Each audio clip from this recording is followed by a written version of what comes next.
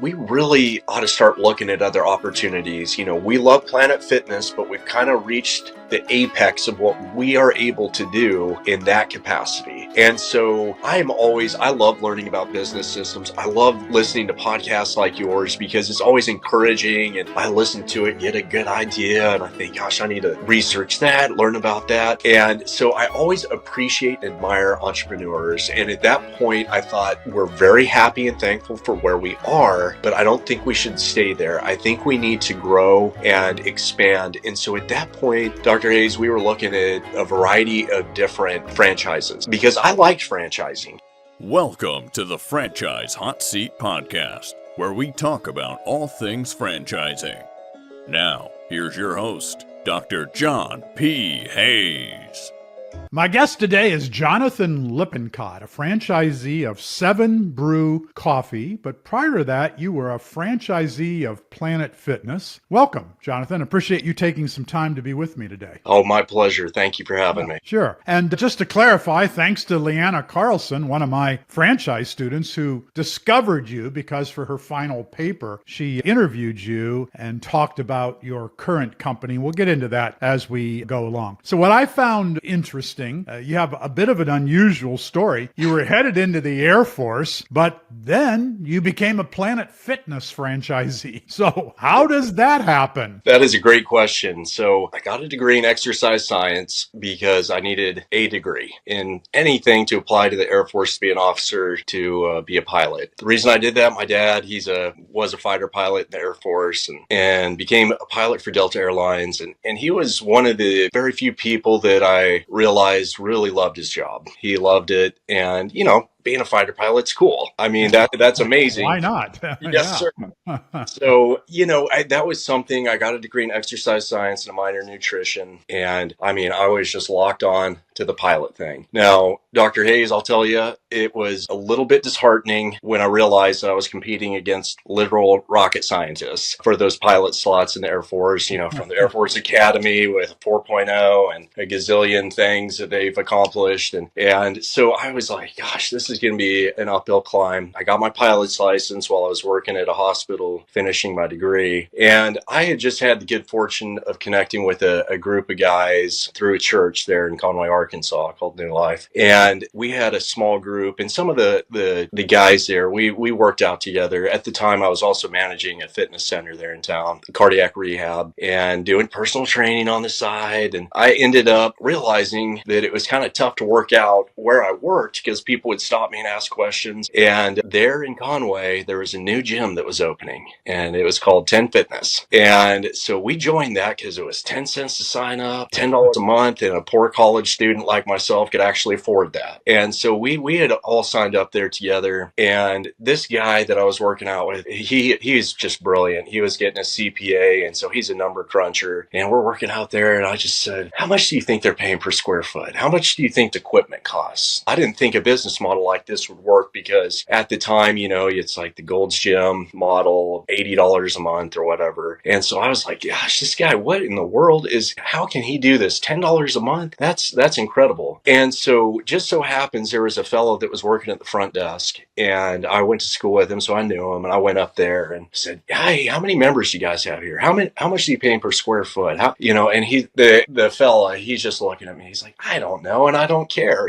Stop asking me questions and go work it out. And so just at that time, he kind of looks over and realizes someone's walking through, and he points to him. He says, that's the guy you need to ask. He's the owner. And so I just, like a laser beam, just shoot straight over to him. And I'm like, hi, my name's Jonathan. Pleasure to meet you. How'd you do this? And so I asked him just a zillion questions. And this guy changed my life. This conversation was life-changing because he was kind enough to sit there and listen to this person who's basically barraging him with questions. And he sat there and he answered everything. And I just wanted to hug him. He just had walked in with his wife. He just got done playing golf. And this was his 10th or 11th location. And I remember thinking, I work in a hospital. I'm around doctors who are very successful. Their careers are super important. We're very thankful for what they do. But this guy's hanging out with his wife, and he's, really quite successful. And he was a pretty young guy too. He probably couldn't have been more than 20 28, 29 at the time. And so, I asked him, would it be possible to do one of these locations? And so he's like, well, let's talk about it. And Dr. Hayes at the time, I didn't know about franchising. I didn't know about entrepreneurship. I knew about flying planes and working in a hospital and a little bit about exercise science. But at that point, I thought, whatever it takes to do this, I'm going to do it. And that was the first time I had heard about Planet Fitness. It was something where, as you try, an intelligent person pays attention to their surroundings. They learn, they pick up information, they adapt, and then they implement that into their own life. And this guy, it's been quite a while now, but I believe he was going to school somewhere, and became familiar with Planet Fitness. And so I don't know exactly if he got all of that knowledge, just by osmosis, I guess. But he, really developed a great model. And so at the time I did ask him, I said, what about franchising? And he was kind enough to talk about it, consider it. And at the time he was not able to move in that direction yet. How did you discover franchising then? When did that happen? So, and that's a great question. So at that point, I thought, well, I'm going to move to an area in the state that is far enough away that it doesn't infringe on any of the territories he's planning to expand, because I didn't want to do anything that would be, disrespectful or rude in that capacity. And not to mention the fact that he's so gifted, he could have just steamrolled me if he wanted to. And so at that point, it was really fascinating because I went right home and then I emailed Planet Fitness corporate office. And so you basically have to fill out what's your net worth, because they're trying to analyze if you're going to be a suitable franchisee.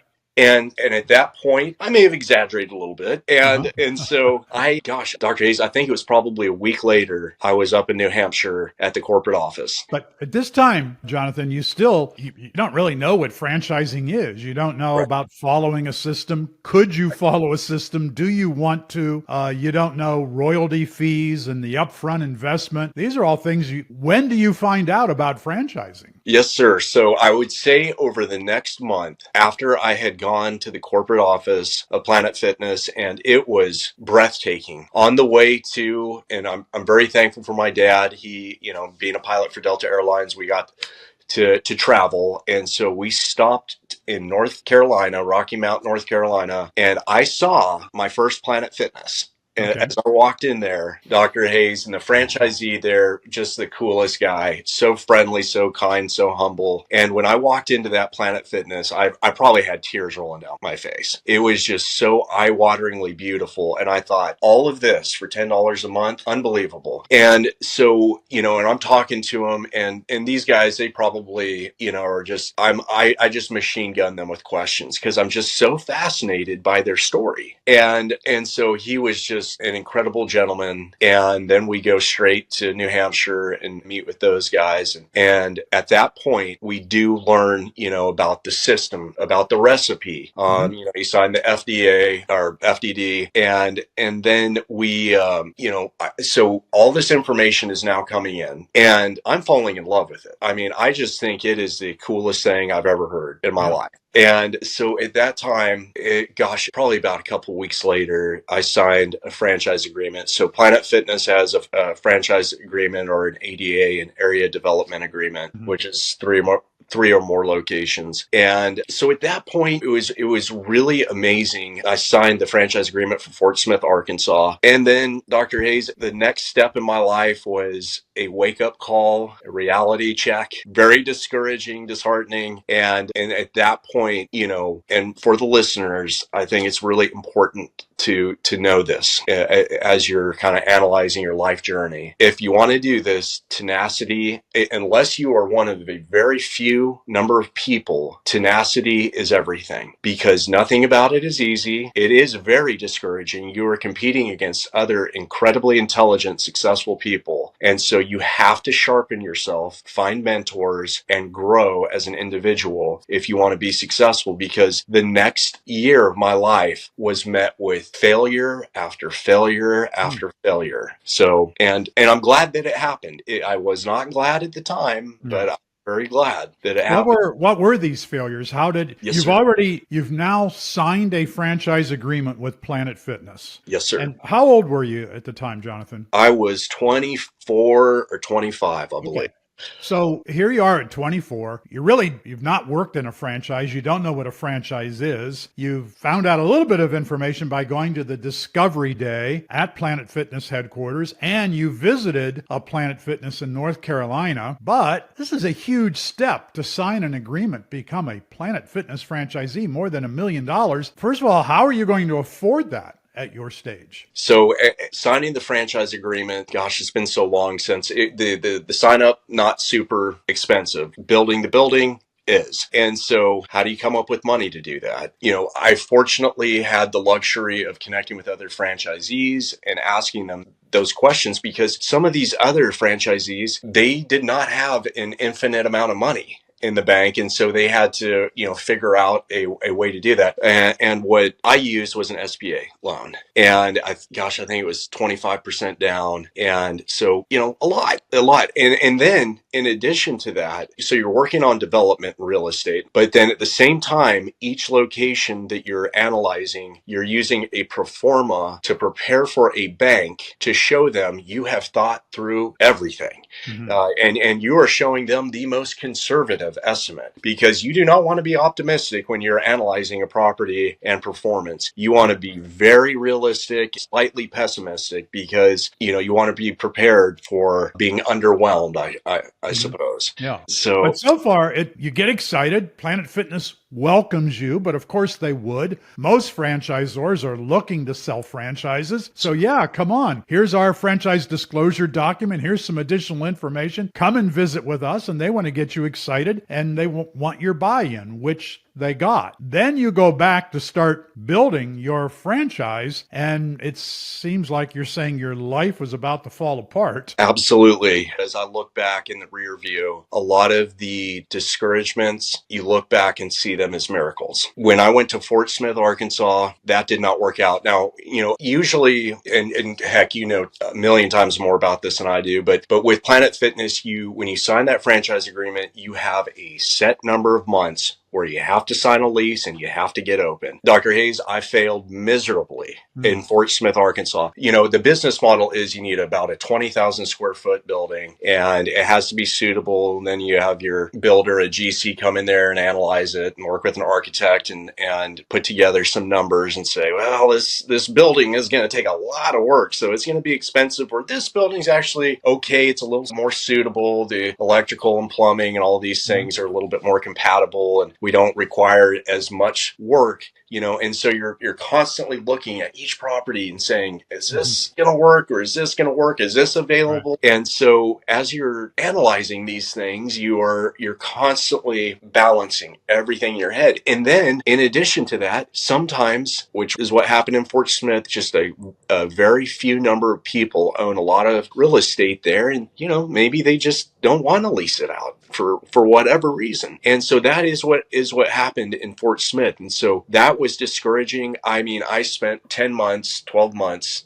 in Fort Smith spinning my wheels, and I failed. And then Dr. Hayes, it's funny because after that, they were kind enough to say, Jonathan, you're trying, take another swing at it. We'll let you have another go at it. Just keep trying. And I was like, thank you, thank you, thank you. I end up trying in Texarkana, Texas, Longview, Texas, Tyler, Texas, Springfield, Missouri, Columbia, Missouri. And all of these, you have to remember, have an entire story of failure. And so, because, I can remember it all as if it happened 5 seconds ago, because it was very impactful at the time. You just couldn't find a suitable place that you could lease. That's correct. Yes. How many months did this end up taking until you finally signed the lease? It had to be close to 24 months. And did Planet Fitness help you? Did they say, hey, we've got a lead on a location? Oftentimes franchisors, the brokers contact them and say, I've got a perfect spot for you. Yes, sir. Yeah, great question. So there is a guy that was the head of real estate at the time at Planet Fitness. I still am connected with him. He is a wonderful person, and he changed my life because he fought for me to stay in it.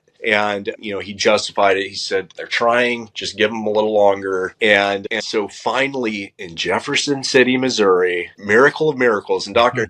out of every location that I looked into, which it was at this time probably close to 20, and I mean really looked into it, tried to sign a lease, and this was the most unlikely. So this was another miracle, because this was a former national retailer that had a vacant building, but they were still paying a percentage of their lease. And so looking through the landlord's eyes, he would probably say, well, I have this money that I know is coming in every month, or I can roll the dice on this kid who's never run anything before. And that is the power of a franchise, especially a well-known one, because had it not been Planet Fitness, the landlord would have just laughed me out of the room. And so because of the brand recognition and credibility, it allowed me to say, guys, you ask me any question, I'll come down there and shine your shoes. Just give me a chance. I promise I can do it. You know, this is for a young person in their mid-20s. This is a daunting exercise that you went through. And were you scared? Dr. Hayes, I was so scared. And I remember the day that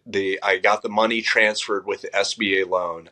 That was such a sobering thing, because I remember thinking, this bank is trusting me to be a good steward of this money and make sure that everything goes exactly where it is supposed to go and when. And it was incredibly, I was humbled by it. It was, like I said, sobering. And I remember thinking, no matter what I have to do, what I have to learn, how much I have to work, I am not going to fail, because people are trusting me to succeed here, and I'm not going to disappoint them. And so, you know, a lot of people say, well, I need to know everything before I jump in. Well, I just did a swan dive right into the deep end of the pool, and I thought, I'm just going to learn to swim. And how long was it until you opened the doors to your Planet Fitness? It was November 2013 is when we opened for pre-sale. I'll never forget it, which is kind of interesting, because it was just a couple days after that I met my what would become wife at the time. So there's another miracle. And so at that point, you know, from the financing, I can't remember exactly the timeline of the build out, but we started doing pre-sale while construction was taking place in there. And Planet Fitness has the program. They've got the system. Right.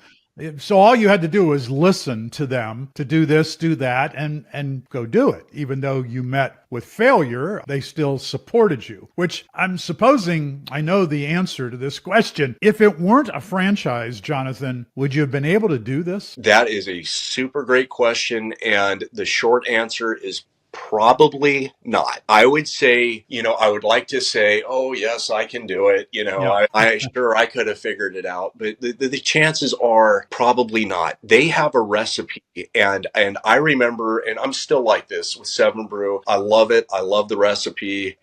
But with Planet Fitness, they know the formula that works. And they are giving that to me. And I want to be a good steward of that. I want... when we open Planet Fitness in Jefferson City, I want to make sure that we represent the brand well. And so we tried to follow it as closely as we could, and it Makes worked. sense. When did you make money? How long into this venture?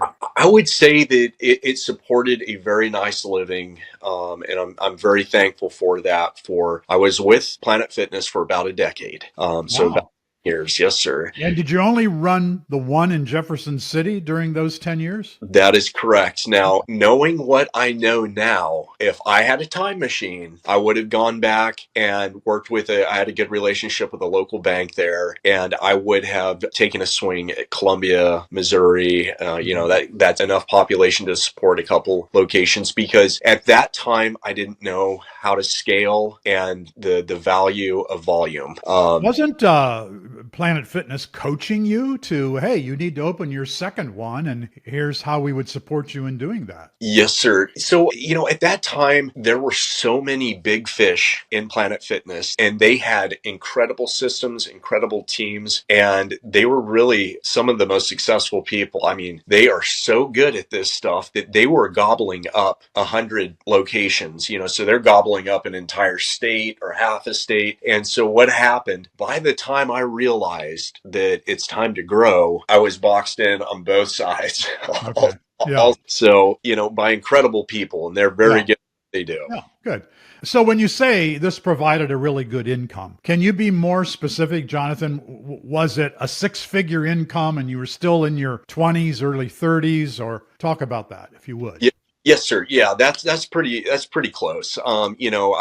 Gosh, the reason I didn't take more of an income is because the money that was coming in was trying to pay off the loan, refinance, pay off the loan. And so that was the primary objective. Again, I feel like I'm a steward for the money that is coming in. And, could I have taken more than that? Yes. But it was important to me to make sure that that was the primary objective, and which is what allowed me to move into Seven Brew. Dr. Hayes, can I tell you about another miracle that happened in Yeah, Planet? sure, Okay. please.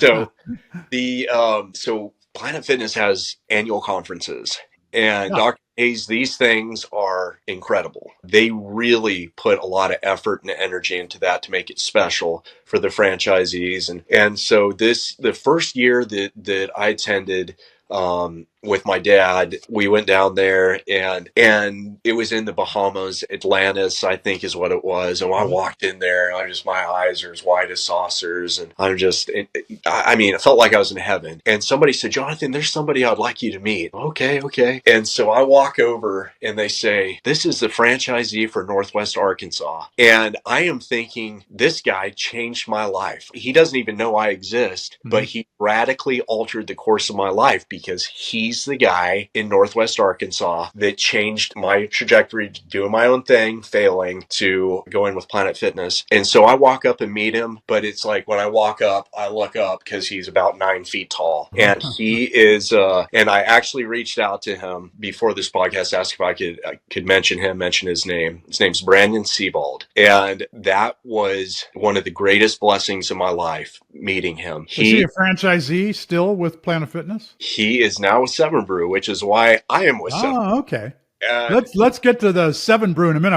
I want to wrap up the Planet Fitness. This was such a journey, Planet Fitness, a 10-year painful, where you didn't know anything about franchising. You didn't have a lot of money. You were a kid in your 20s, and you buy one of the most expensive franchises. All of that is amazing that you got that done. Did you ever fight the system, or were you a willing franchisee? If Planet Fitness said, "Jonathan, do A, B, and C," did you do A, B, and C, or did you say, "Well, I'll do A and B, but I'm not going to do C"? Yes, sir. So, great question. Honestly, I was a willing participant. If they came out with a change or alteration, like the national advertising fee, oh, it's this percent, but now we're going to do this. I remember thinking, looking at the New Year's ball drop and seeing everybody wear their Planet Fitness hats and things like that. And I remember thinking, we are just so fortunate to be part of this, that we are glad to listen to because they are the machine that has created this. And so, do you agree with everything 100% of the time? Probably not. Yeah. But you have to be willing to take the good with the bad. You trusted the franchisor, which I think is not every franchisor is trustworthy, but you found one you trusted.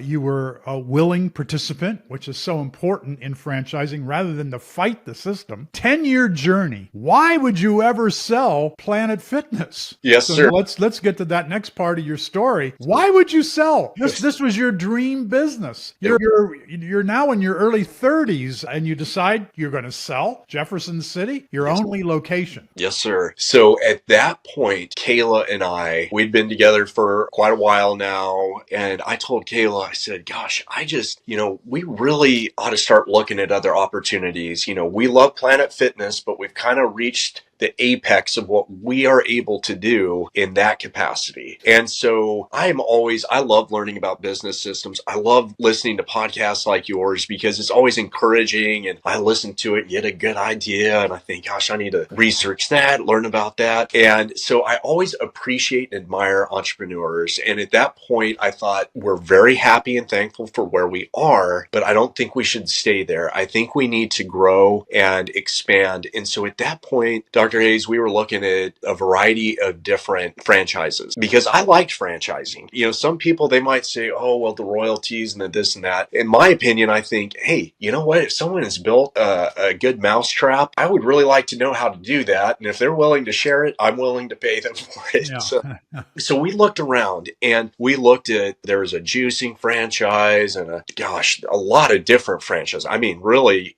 spent a lot of time researching. We looked at other coffee franchises. franchises. We looked at, a variety of different things. And we got, pretty far down the road with another coffee franchise at the time. And, so there are really great opportunities. There's a lot of great companies. So a few things that were really interesting happened close in time. So we're already looking for other opportunities. And then we end up getting a call from just a person who calls the Planet Fitness phone. My manager calls me and she says, "Hey, there's somebody who just reached out to you. I think it was another franchisee. I got their number. You might want to call them back." And I get calls at that number all the time. And most of the time it's, nothing super important but this time it's just for some reason I got the number. I pulled over on the side of the road because I was driving and I called this number and it was another franchise group and they wanted to buy Planet Fitness. And at the time,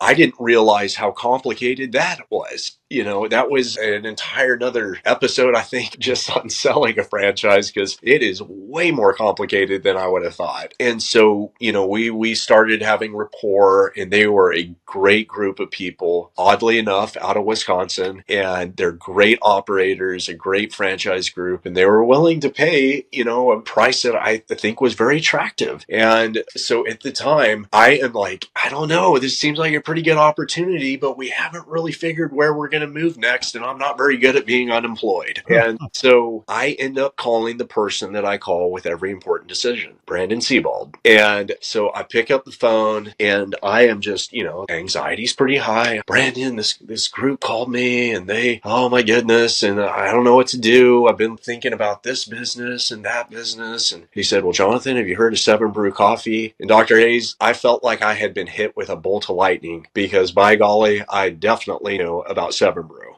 And he went on to say, "Hey, I'm first franchisee." And I said, "Brandon, is there any chance that we can get into that?" And he said, "I'll put you in contact with the corporate office." And 24 hours later, Kayla and I were down at the corporate office for 7 Brew. And the reason that we were so passionate about it is because we were customers for a few years. We go to visit my brother in Northwest Arkansas, and we would drive way out of our way to go to a 7 Brew coffee because it had the customer experience was so good that, we would drive miles out of the way just to go to it. We loved it. So that point that you're making about the customer experience, Chick-fil-A has that. People will drive out of their way to go to a Chick-fil-A. You and your wife would drive out of your way to go to a 7 Brew when there's Dunkin', there's Starbucks. These are good coffee shops as well. What was it about 7 Brew when you were a customer before you became, what was it that caught your attention that said, I'm willing to spend a little more time and money and go to the 7 Brew than just go to this more convenient coffee shop? That is a great question. So it's almost hard to put into words. So the drinks are great. The drinks are fantastic, but it is the experience of connecting with 7 Brew crew. They are so cool. It's just the energy and the conversation connecting with them was just every time I was there, Dr. Hayes, I mean, every time, and it was a lot, I would ask them every time, "Is the manager there?" Yeah. "Hey, are you guys franchising yet?" No, we're not franchising yet. "Or do you think you're ever going to franchise?" "I don't know." And because it was just such it's contagious. Their excitement and enthusiasm and just, the music, and it's just a cool experience. And I wanted to be part of that. I mean, because it's fun to be part of something fun. And they had that in spades. I mean, the recipe that they had for how they built that system was a winner. I mean, I would have done anything to be involved with that. And so now that this opportunity had come, I really couldn't believe it. And so, of course, Brandon, like always, changes my life in the most positive, wonderful ways. And so at that point, we're thinking about selling Planet Fitness, thinking about getting involved with 7 Brew. And I remember that day, they're like, "Well, do you want to do this?" "Yes, sir. Absolutely want to do it." And this guy that we were with, boy, he is like an NFL football coach. He is focused like a laser beam on the mission of growing the brand. And he is, no question about it, making sure that we have the capacity to do it. And we wanted to show that. I mean, we wanted to be part of that. And, we're trying our best to communicate anything that we can do to be involved in this. And I told him, I said, hey, look, if the only territory is on the moon, we'll move to the moon. As long as we have the opportunity, we will move anywhere. And so we were very, very thankful to be considered for that. It was life-changing, of course. And so we signed up for Wisconsin. And we went ahead and said, we're going to move to Wisconsin and we're going to open these as fast as we can and as successfully as we can. Yeah. So what year are we talking about now? How old are you? And when did you open your first one? And then how many would you build? Absolutely. So,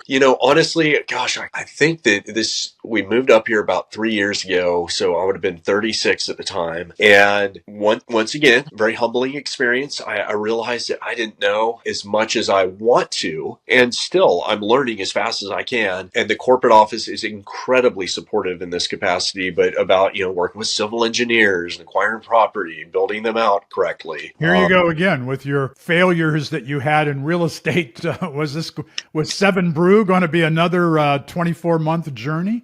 I'm very thankful it was not that long. We ended up, we signed up, moved up to Eau Claire, Wisconsin, and where we signed for a lease there, or here, I should say. And that, Dr. Hayes, now, once again, you have brick wall after brick wall in real estate. And so we were chasing down, at any time, we're probably looking at 20 properties because we signed an agreement for 21 locations to open them in, I think it's 6 years. And so the first year, we opened a location and so we have to get spun up. Now, on Monday, we opened our second location this month. Congratulations. So you got 2 now. Yes, sir. Yes.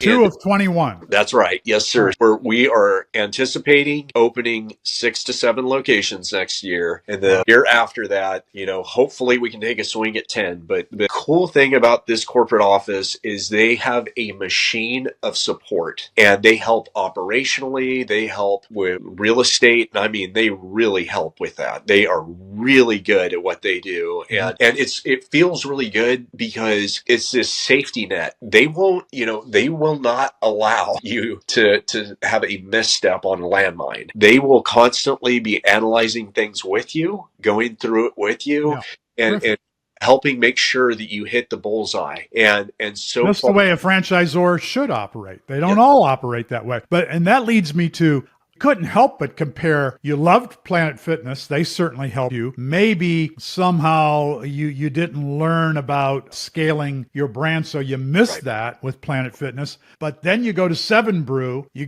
sign a deal for 21 locations right away. You're going to have to scale this business. Both are supportive. 7 Brew is supportive. Planet Fitness was supportive. Did you like one more than the other? I would imagine you like 7 Brew more, but I'm not looking to say anything bad about either franchisor. These are outstanding franchisors, but every franchisee is also different. And maybe you become more willing to trust one franchisor over another because of the way you're treated or because of the philosophy or because of the level of support they have. What's the difference between Planet Fitness and 7 Brew? And they're not in the same industries. So this is another thing about your story, that you go from Air Force to franchising, knowing nothing about it, to Planet Fitness. That's one of the most expensive franchises you can buy. Also, a great margin in Planet Fitness. And then you go to beverages, where the margins are not as great in beverages. Sure. So, this whole journey of yours is very unusual. You're the miracle franchisee.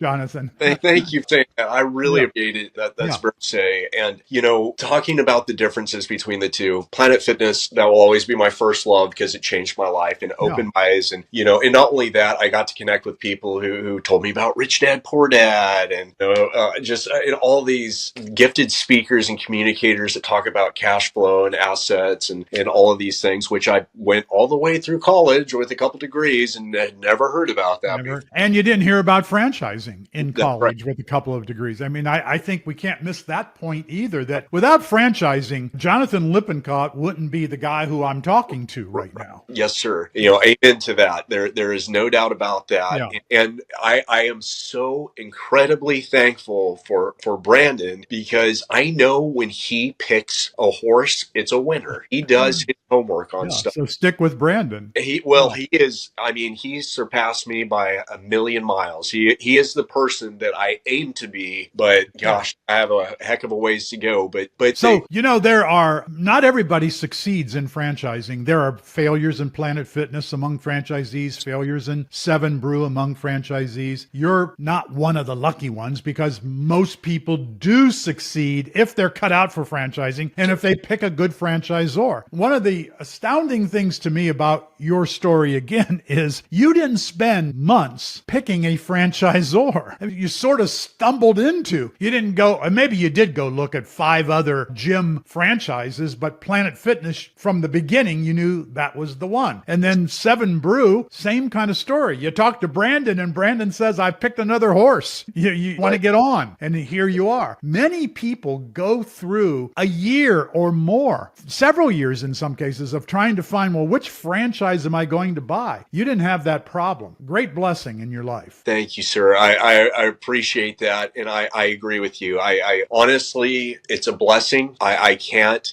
sometimes it's almost surreal what is happening in my life, because I look at myself as just an average Joe. I'm not a rocket scientist. I am not necessarily particularly gifted in any areas. I have had the great blessing of being surrounded by people more capable than I am. And Which is franchising again. I'm not selling franchising because it's not for everybody. And all franchisors are not created equally. Some are a whole lot better than others. You happen to pick 2 really good ones. But again, you could easily be surrounded by gifted people in franchising. that is very true. And when you have the added benefit of a corporate office like 7 Brew, because between Planet Fitness and 7 Brew, I have a much deeper connection with the corporate office. The corporate office has built a machine of support. I mean, it's truly remarkable. Even when we opened our first location, like you're saying, beverages are significantly different than a fitness center, which is different than the Air Force. And so there was a lot that I didn't know. I mean, I don't know anything about how to do this, but they have a machine and a mechanism that is just supports you so comprehensively that you really can't fail. And I suppose that you can. I mean, if you fight against them or whatever and don't follow the recipe, then that's a recipe disaster. But what about money, Jonathan? Planet Fitness is well known for great margins in any kind of a business. Not that it's easy, but it's very, very profitable. One of the members of my board at the Titus Center is John Clancy, and John lives in Florida, South Florida, but his Planet Fitnesses, last count I heard was 50. He owns 50 Planet Fitnesses, all in the Midwest. So it's not overly complicated to operate. Of course, he has great operators in all those locations. And John makes a great deal of money as a multi-unit franchisee of Planet Fitness. So then you go to 7 Brew, where the margins are not going to be as good because it's food and beverage. And you got to sell a lot of beverages in order to make the kind of money that you're going to make in Planet Fitness. Have you figured that part out? That will the money be as good? Time is just time. You're investing time, whether in Planet Fitness or investing time in 7 Brew or investing time in a Sinorama. You're investing time. You want to get paid as well as you can for the time you invest. Does that happen with 7 Brew? It absolutely does. And I want to mention, I know John Clancy, and he Great is guy. incredible. He is an incredible person. And but yes, sir. So 7 Brew, when we went initially to talk to the corporate office, again, there's a lot of stuff I didn't know. I didn't know about the margins. I didn't know, about the volume, how many drinks do you need to sell, and all of that. All I knew is, gosh, they had a lot of customers that would come through. I mean, a lot of customers. And so, when Brandon was excited about it, I knew that there's a reason to be excited about it. Good.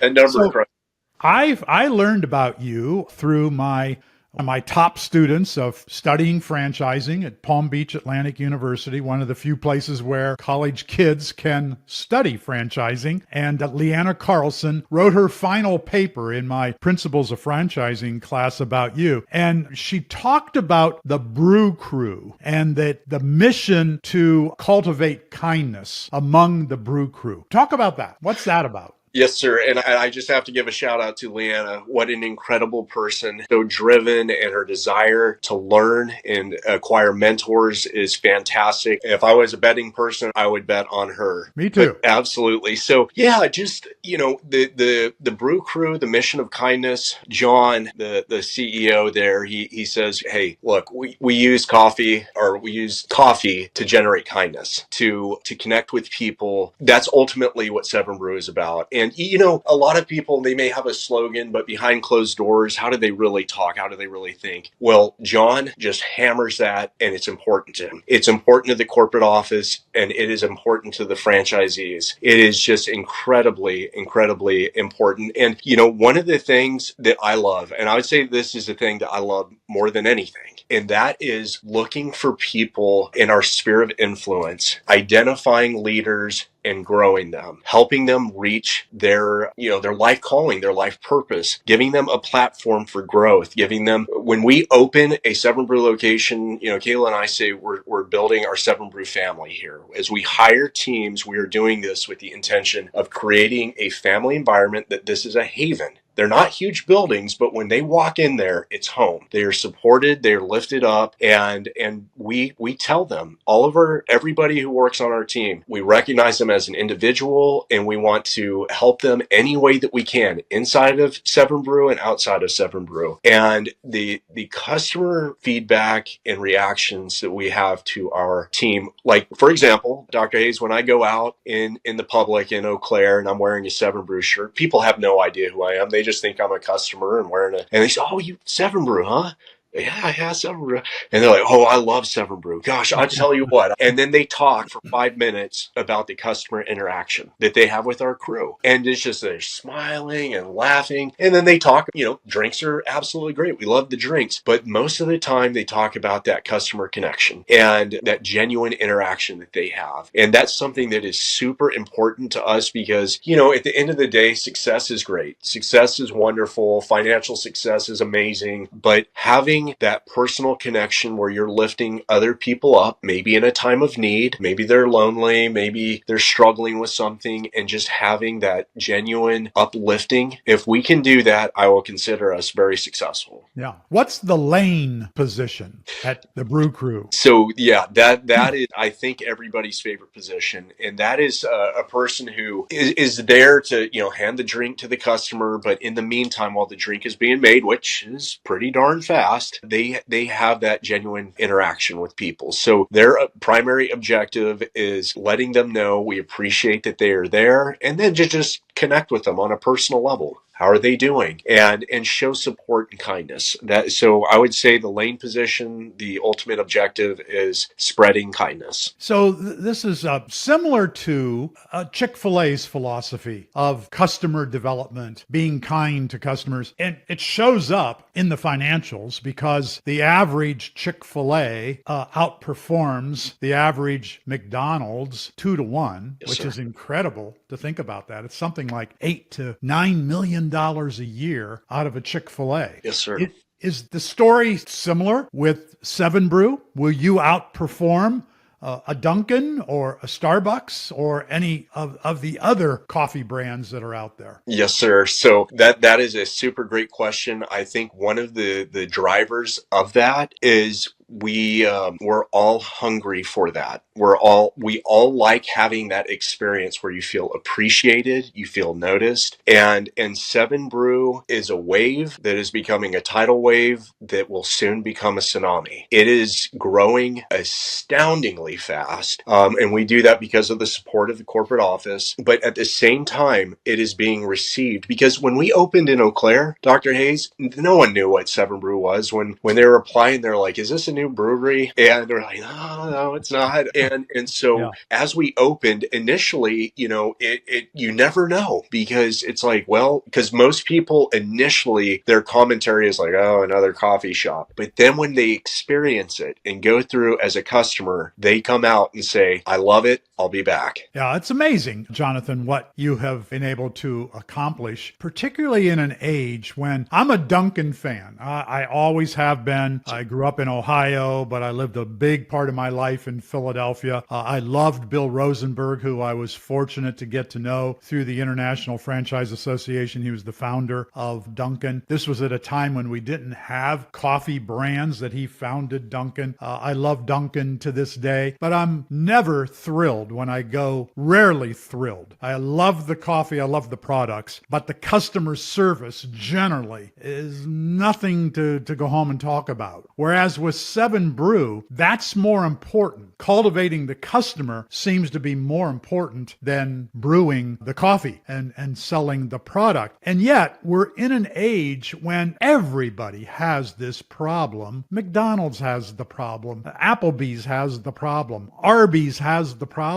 Customer service, getting and hiring people who care about how the customer is feeling and can you lift them up that day. Who cares? I'm just here to make my money and to go home. Yes, sir. So 7 Brew somehow, like Chick-fil-A, it's a philosophy. So it's not just somehow, it's inbred that this is the way we do it at 7 Brew. And again, you can do this through, you don't have to be a franchise organization to have that. Hobby Lobby is a good example, not franchised, and yet they have that philosophy of looking out for the customer as well. More franchises tend to have that, because the founder decided that's what he or she wanted or wants. And then they hand that down and they teach that through the franchise system to the franchisees. And again, if you're not inclined to care all that much about the customer, you probably don't want to be in 7 Brew. That is a great point. I think that the corporate office, they have been selective when picking franchisees, because they want to make sure that the franchisee aligns with their mission, which is kindness. The business success is super.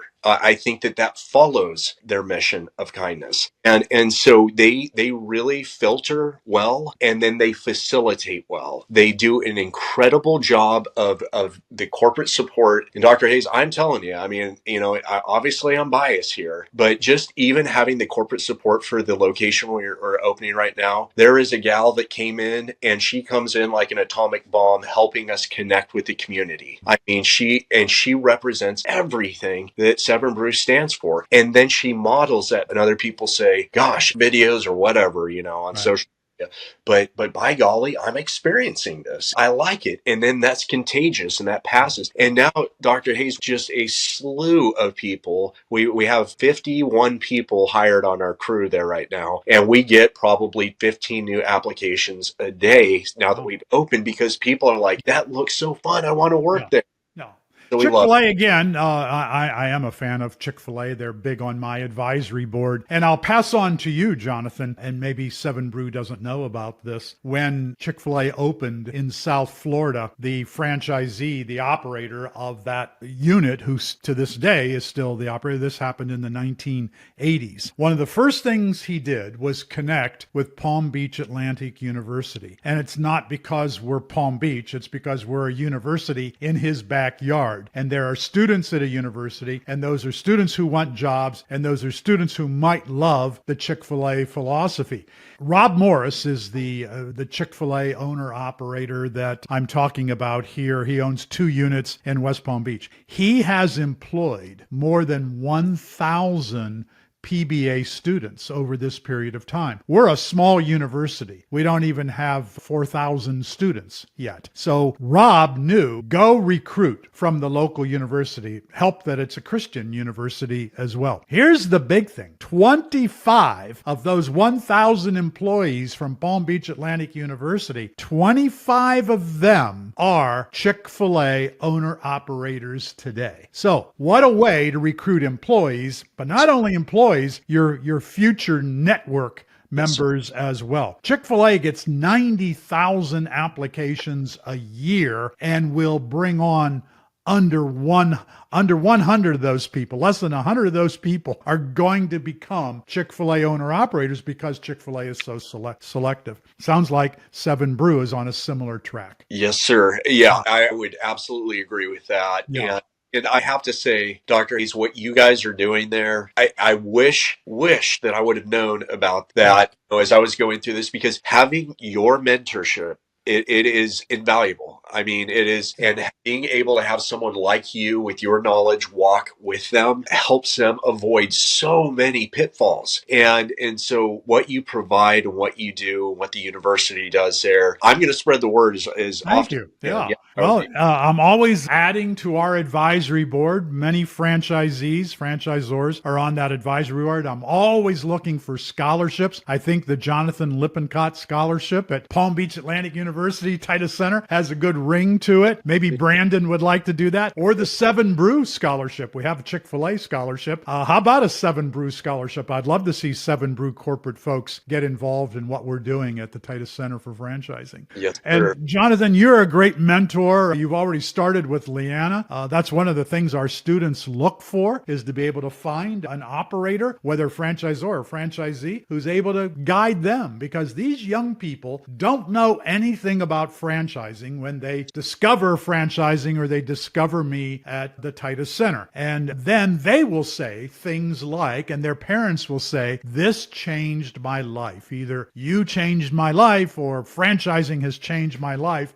or somebody in the experience, just as you have had, will change their lives. And there's nothing better than that feeling of changing somebody's life. Yes, sir. Amen to that. I love it. One final question I have for you, and I appreciate all this time. How important is your relationship with God and prayer through this journey you've had since you were about 24 years old? That is a great question. It is something that has defined, I think, a lot of my life journey, my life purpose. Getting to connect with that group back in college had a fundamental shift to my life, because it not only provided those personal connections, but it was because of that connection that I met the owner of 10 Fitness. I mean, what a blessing, what a miracle. And not only that, Dr. Hayes, I mean, I could tell you 20 miracles that have happened. And that's not necessarily saying because my life journey or I am important or anything like that. I'm just saying that the Lord will direct your steps where you're supposed to go. And so anytime that you are discouraged and frustrated, you have to remember that there's something that you're not seeing yet, and blessings will follow. Jonathan, when you get to that 21st Seven Brew location, we're going to do this podcast again. I look forward to it. Dr. Hayes, you are amazing. Yeah, you are you. a great inspiration. Thank you, sir. Thank you.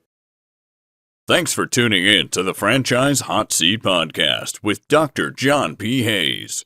Tune in next time for more conversation around all things franchising.